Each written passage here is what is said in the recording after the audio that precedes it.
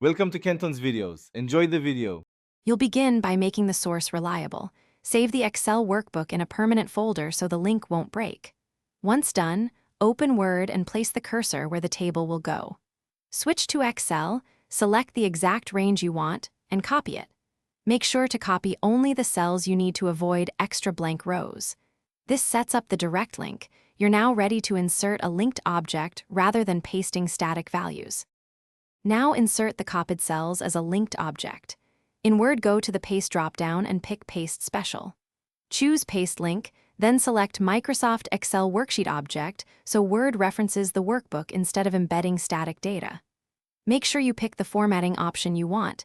Keep source formatting if you need Excel styles, or match destination to blend with your document. Once inserted, the object will reflect the workbook path. Finish by testing the live connection.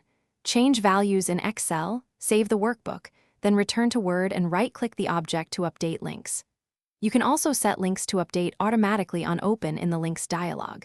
If you need a static snapshot, use Break Link to convert to normal content. If links fail, make sure the Excel file hasn't moved, the path is accessible, and you have file permissions.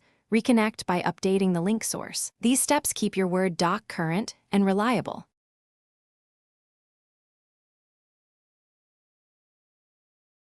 Thanks for watching. Consider subscribing if we helped you.